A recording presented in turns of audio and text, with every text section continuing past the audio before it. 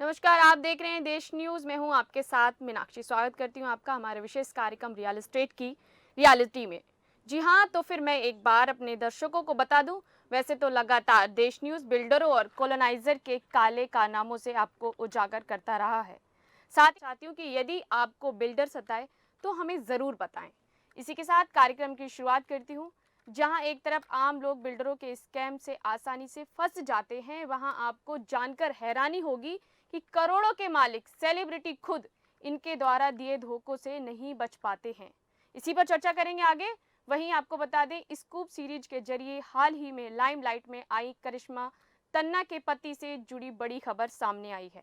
Bollywood actress Karishma Tanna, उनके पति वरुण बांगेरे और बॉलीवुड अभिनेता साथ ही टेलीविजन प्रेजेंटर समीर कोचर के साथ बड़ी ठगी हो गई है। हालांकि ठगी की खबर के बाद दो लोगों के खिलाफ शिकायत दर्ज होने की खबर भी सामने आई है। दरअसल रिपोर्ट्स के मुताबिक मामला साल 2022 का बताया जा रहा है, जहां तीनों ने एक साइट पर 1.03 करोड़ रुपए लगाए थे।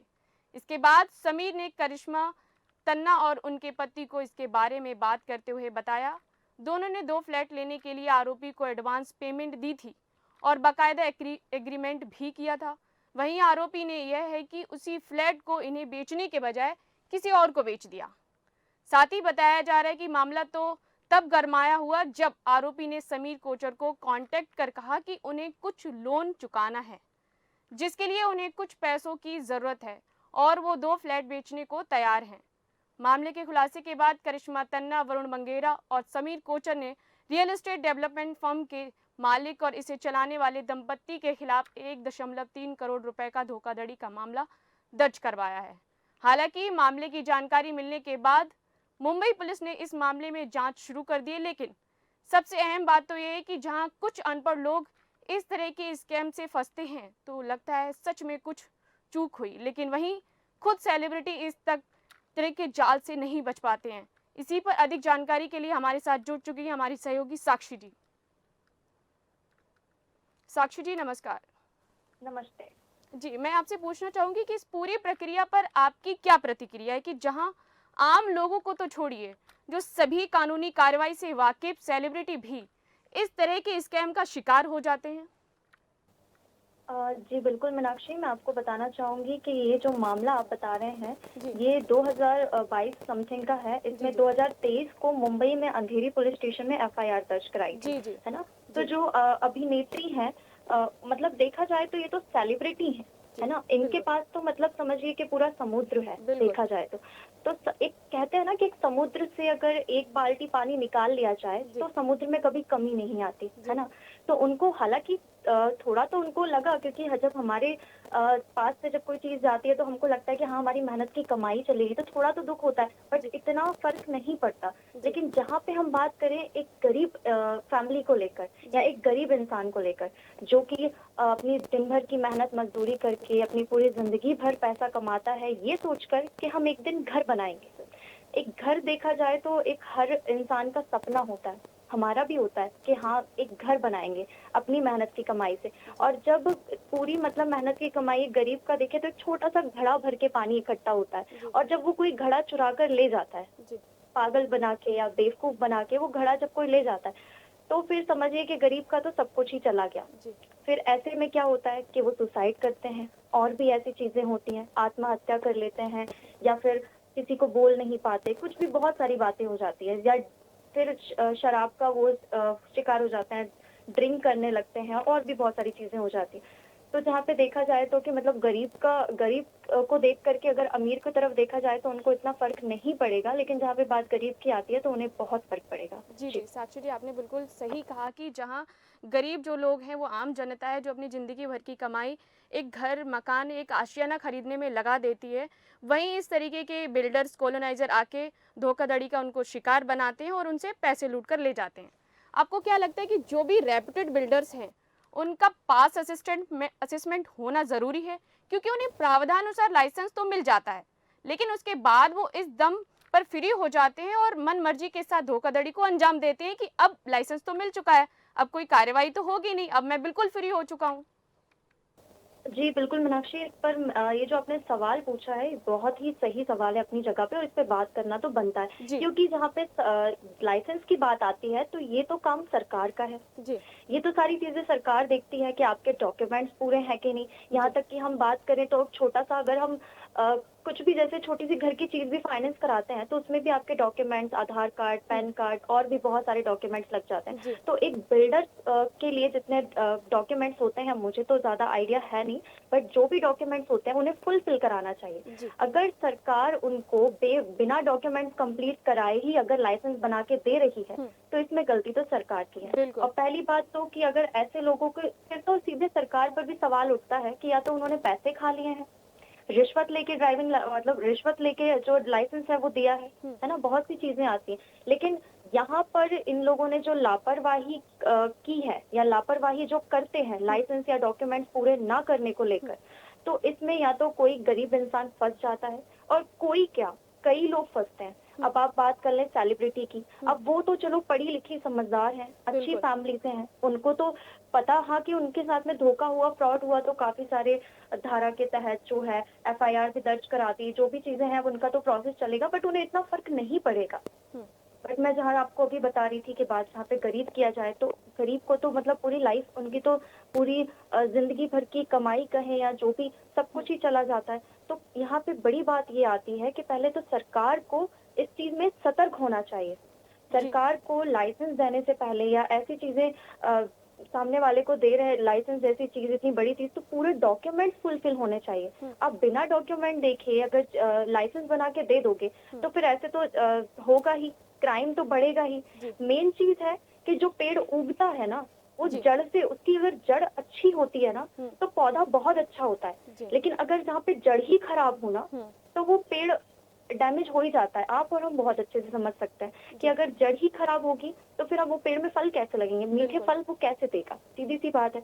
तो जब आप यहाँ जो शुरुआत ही गलत कर रहे हो फ्रॉड से, हुँ। तो आगे चल के तो फिर वो सामने वाला तो पता नहीं क्या-क्या करेगा। यहाँ पे सरकार को सख्ती और सतर्क होना चाहिए, सरकार को ही अच्छे से फैसले लेने चाहिए। अगर सरकार सही होगी, तो आगे चीज़ें भी सही होगी। किसी के साथ धोखा, फ्रॉड जैसी चीज़ें नहीं होगी, और क्राइम कम होंगे। जी। जी, मीनाक्षी। जी, साक्षी जी, आपने सही कहा कि सरकार को एकदम सतर्कता बरतनी चाहिए। जहाँ मैंने बात की कि पास असिस्टमेंट असेसमेंट की, कि पास असेसमेंट लाइक उनको कराना चाहिए कि जो बिल्डर अब लाइसेंस लेके अपने काम को करना चाहता है, तो उसके असेसमेंट ये देखा जाए कि वो पास्ट में क्या था। अब वो अगर लाइसेंस ले रहा है, तो वो कोई गलत चीज़ों को ना करे और किसी के साथ धोखाधड़ी ना करे, और उसके पास जो पहलुओं को अ, असेसमेंट करके उसको जो लाइसेंस दिया गया है, उनको पूरे तरीके से ध्यान में रखते हुए अपने काम को ज़िम्मेदारी के साथ अंजाम दें। जी, मैं अगला सवाल आपसे ये पूछना चाहूँगी कि ऐसा नहीं लगता सरकार और प्रशासन को इस पर गंभीरता से सोचने की ज़रूरत है? बिल्कुल सोचना चाहिए, गंभीरता से सोचने वाली बात ही है। जैसे अगर नॉर्मल हम देखा जाए, हुँ। मतलब हमारा जैसे कुछ भी लोन वगैरह लेते हैं, तो हुँ। हमारा एक डेटा होता है कि हाँ, हर चीज़ उसमें आती है, कि सिविल वगैरह सब चीज़ प्रॉपर आती है कि क्या है। तो जी। ऐसे लोगों के भी ना डॉक्यूमेंट्स और ऐसे सब कुछ फुलफिल होना चाहिए, हुँ। क्योंकि सरकार तो दे देती है लाइसेंस। अब वो लाइसेंस के बेस पे क्या कर रहे हैं, कैसे काम कर रहे हैं, ये चीज़ देखना किसका काम है? सरकार का काम है। बिल्कुल। अगर आप लाइसेंस दे रहे हो, तो फिर आपको चीज़ें प्रॉपर देखनी भी चाहिए जी। कि आपने जो चीज़ दी है, सामने वाला उसका सही इस्तेमाल कर रहा है हुँ। या गलत इस्तेमाल कर रहा है। बिल्कुल। अगर आप देखोगे नहीं कि वो उस चीज़ का क्या कर रहा है, आप तो चीज़ें तो ऐसे होंगी ही। और जी। आपने बिना, मतलब आपने जो डॉक्यूमेंट बताए, वो डॉक्यूमेंट्स बिना देखे अगर लाइसेंस बना के दे दिया है, हुँ। तो फिर बिल्डर्स अपना करेंगे। और जी। बहुत से ऐसे बिल्डर्स हैं जिनके पास मतलब लाइसेंस भी नहीं होता है ना, हुँ। फिर भी लोगों को फ्रॉड में ऐसे पागल बना देते हैं। फ्रॉड मतलब बहुत से लोगों को लूट लेते हैं। और आजकल तो स्कैम का कितना चल रहा है। जी। आप देख सकती हैं कि भारत में तो मतलब सबसे ज़्यादा जी। स्कैम को लेके जो केसेस हैं, बहुत ज़्यादा है। जी।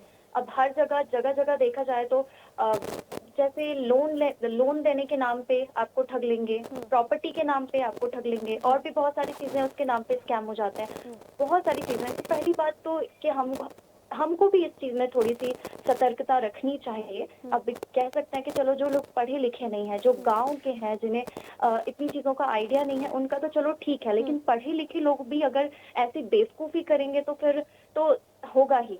धोखाधड़ी तो और ये चीजें तो बनती ही रहेंगी। लेकिन पहली बात तो हम जब समझदार हैं तो हमको देखना है। अब सेलिब्रिटी जैसे इंसान आप बता रहे हैं, इतने मतलब सेलिब्रिटी हैं, बड़े इतने बड़े लोग हैं, उसके बाद जी। भी अगर चीजें प्रॉपर आप देख करके नहीं करोगे तो फिर ये चीज होगी ही। अगर आप देखोगे ही नहीं कि आप जिनको पैसे दे रहे हो कि हमको घर लेना है और देख भी नहीं रहे हो कि वो है कैसे, उनके बारे में जब हम अपना घर बनाते हैं तो 10 डॉक्यूमेंट्स तो हमें भी देने पड़ते हैं ना। हम भी देखते हैं कि हाँ चीजें क्या है, किसको दे रहे हैं, कैसे कर रहे हैं। तो जब जिस बिल्डर से हम घर ले रहे हैं तो हमें उससे भी तो चीजें देखनी चाहिए कि जिससे हम घर मतलब जिसके लिए हम घर ले रहे हैं उसके पास भी सही डॉक्यूमेंट है या नहीं। जी तो साक्षी जी थोड़ा सा कह सकते हैं इसमें फॉल्ट हमारा भी होता है, या जो पढ़े लिखे लोग होते हैं उनका भी फॉल्ट होता है। यहाँ तक कह सकते हैं 10%, बट 90% तो इसमें सरकार का ही फॉल्ट है। अगर सरकार ही बीज नहीं देगी तो उससे पौधा बनेगा कैसे। जी साक्षी जी, आपने बिल्कुल सही कहा कि सरकार को इस पर पहल करना चाहिए। हालांकि देश न्यूज़ लगातार रियल एस्टेट से जुड़ी सभी तरह की धोखाधड़ी को उजागर करता रहा है, लेकिन कुछ लोग जो बेचारे नीचे तबके के होते हैं, उनके पास उतना ज्ञान नहीं होता है, उनके पास उतनी तरीके की जानकारी नहीं इकट्ठी हो पाती हो, तो वो आसानी से बिल्डर उनको अपने झांसे में फंसा लेते हैं। लेकिन सरकार को एक अनूठी पहल करनी चाहिए। जिस तरीके से सरकार प्रचार प्रसार में पैसा को बर्बाद करती है, वहीं दूसरी ओर इन छोटे तबके लोगों को सोचे कि जो अपनी जिंदगी भर की कमाई इसमें लगा देते हैं, तो उनको सारी जानकारी सही तरीके से मिले। अगर उनके साथ इस तरीके की धोखाधड़ी हो रही है तो उनको पूरी तरीके से प्रशासन का पूरा सपोर्ट मिले। जी साक्षी जी। जी बिल्कुल, आपने सही कहा कि थोड़ा सा प्रशासन को भी इस पर ध्यान देना चाहिए, थोड़ा सा आम जनता को भी ध्यान देना चाहिए। अब देखा जाए तो प्रशासन अगर ऐसे लोगों को लाइसेंस देगी ही नहीं तो चीजें गलत होगी ही नहीं। बाकी मैं आपको बता दूं कि मतलब जो भी चीजें हुई हैं वो सही नहीं है। मतलब देखा जाए तो कि धोखाधड़ी बहुत सारे केसेस हैं, तो इसको ना पुलिस को खंगालना चाहिए, चीजों को देखना चाहिए और फिर इस पे एक्शन लेना चाहिए। और बिल्कुल एक्शन लेने वाली बात भी बनती है क्योंकि तकरीबन 1.5 करोड़ का उनको जो है वो स्कैम हुआ है उनके साथ में, है ना। देखा जाए तो मुझे तो ज्यादा आंकड़ों के बारे में पता नहीं है, बट जहाँ तक मुझे पता है कि 1.5 करोड़ तकरीबन का उनको जो है वो लॉस हुआ है, धोखाधड़ी के केस में फंस गए। दरअसल जो एक्टर है उनको भी मतलब उन्होंने जाके पुलिस में कंप्लेंट भी कराई थी 2023 में, है ना। बट अभी तक उससे मतलब चल रही है चीजें जो भी है सर्चिंग में, लेकिन अभी तक उनका कुछ कार्रवाई जारी है, बट अभी तक उनका कुछ परिणाम नहीं निकला है। जी साक्षी, सेलिब्रिटी तो इस छोटी सी धोखाधड़ी से आसानी से निकल जाएंगे, लेकिन जहां अगर हम आम लोगों की बात करें तो बेचारे वो तो आत्महत्या करने के लिए बाधित हो जाएंगे। तो इसके लिए जिम्मेदार कौन होगा? सरकार, प्रशासन, या फिर वो बिल्डर जो उनसे धोखाधड़ी करके वहां से तो फरार हो गया? देखिए, बिल्डर को देखा जाए तो बिल्डर तो एक क्रिमिनल है, वो तो क्राइम कर रहा है ना। यहाँ पे हम ब्लेम कर सकते हैं सरकार को। जी बिल्कुल। अगर सरकार डॉक्यूमेंट्स अगर सही देख करके नहीं देगी तो फिर चीजें, अब आपको पता है कि आपके डॉक्यूमेंट्स ही कंप्लीट नहीं है और आप उनके बाद उसको लाइसेंस दे रहे हो, तो लापरवाही तो यहाँ भी हो रही है। जी बिल्कुल, है ना।